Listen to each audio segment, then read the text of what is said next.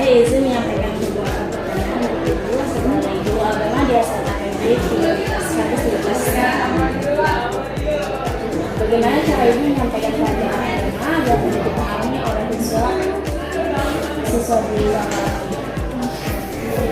pelajaran pendidikan agama Islam?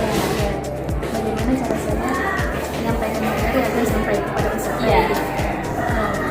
Salah satu metodenya adalah dengan ceramah, ya, kita tampilkan dengan pasti agama dan disertai dengan praktek-praktek yang tidak bisa hanya ceramah saja di kelas, tidak ada praktek.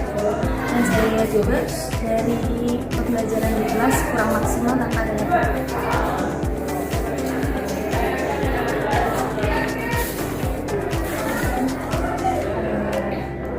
Bagaimana cara Ibu menanamkan sikap toleransi dan saling menghargai antara menanamkan sikap toleransi antar beragama dari saya sendiri selaku guru?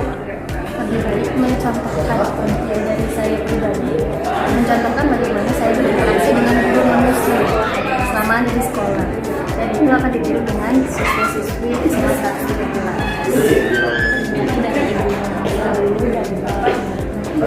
Ya, dan pasti banyak dari mereka bisa berinteraksi dengan kita berinteraksi dengan yang sesama agama yang sama, bagaimana kita berinteraksi dengan agama lain. Pasti ada pertanyaan.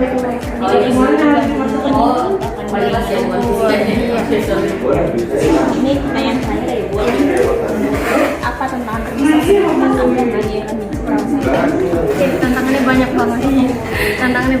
Pertama, apalagi di sekolah negeri, ya. Sekolah negeri yang notabene laki-laki dan perempuan dicampur. Ya, di dalam agama pun itu sangat tantangan besar karena interaksi laki-laki dan perempuan itu harusnya dibatasi. Ya, tidak boleh ada campuran di situ.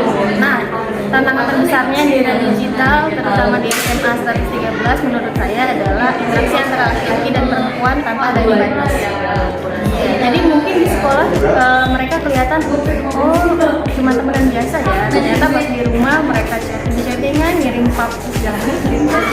Bukan mahram juga ya, Bu? Bukan mahram dan bukan suami, bukan istri. Mereka masih sekolah, masih ada jalan mereka panjang. Step-step berikutnya. Tapi untuk di SMA mungkin mereka bisa penasaran. Sebenarnya kayak gini boleh nggak sih? Boleh.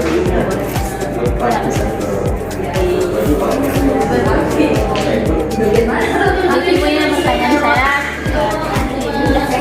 Terima kasih Ibu sebelumnya sama-sama atas jawabannya. Jelas sekali. Terima kasih Ibu.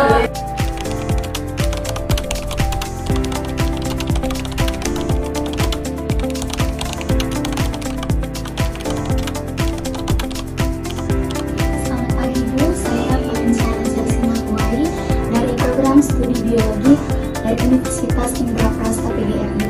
Di sini tujuan saya untuk mewawancarai Ibu. Apakah Ibu bersedia? Bisa. Kita tanpa berlama-lama lagi langsung aja ya, Bu. Untuk pertanyaan pertama Ibu, kira-kira Ibu sebagai guru BK nih, apa tantangan terbesar yang Ibu alami? Kalau tantangannya itu banyak, ketika anak-anak sudah dibina tapi tidak ada perubahan dari anak tersebut, itu yang menjadi tantangan bagi saya sebagai guru. Tapi saya sebagai guru kita sih selalu berusaha setelah anak kita bina dia ada perubahan gitu. Jadi yang terbesar tantangannya kalau menurut Ibu. Ibu, kira-kira tantangan yang paling sering dihadapi siswa itu tantangan apa saja, Bu? Dan bagaimana cara Ibu mengatasinya? Kalau tantangan banyak ya, tantangan itu ketika anak-anak melakukan tentang disiplin gitu ya. Terus ketika anak-anak sudah terpengaruh, sangat terpengaruh dengan gadgetnya. Terus yang mulai ketika dia berpacaran, yang akhirnya agak miring lah gitu, pasti sudah tahu lah ya. Jadi tantangannya sih seperti itu. Kalau di sini yang ibu alami. Yang terakhir Bu, kira-kira apa faktor utama penyebab siswa mengalami stres? Menurut pendapat Ibu, faktor utamanya itu apa Bu? Kalau untuk stres, ibu dan pengalaman ibu selama belajar di sini, stres mereka itu bisa dari faktor keluarga, dari faktor akademik, dan juga faktor untuk pertemanan. Kan banyak di sekolah kami ini anak-anak yang bermasalah itu rata-rata latar belakang keluarga yang tidak harmonis. Orang tua sudah akhirnya dia tinggal dengan ibu, tinggal dengan nenek, dan juga di rumahnya itu waktu mereka tidak nyaman untuk berlama-lama di rumah, malah akhirnya betah di sekolah. Jam 5 kita sudah usir gitu, bukan diusir ya, sudah waktunya pulang, mereka nggak mau pulang. Karena kenapa sih Nara, kamu nggak mau pulang? Karena kamu di rumah, karena rumahnya kecil gitu. Jadi untuk belajar kan mereka nggak enak gitu, nggak ada ruang untuk privasi mereka.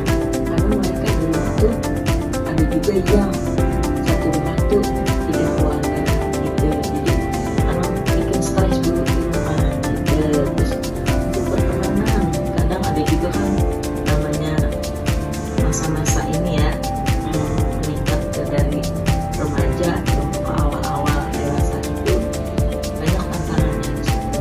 Kadang perbedaan pendapat teman yang tadinya temannya akrab satu kelas dipisah jadi kelas yang lain, itu kadang ada juga yang bikin stres.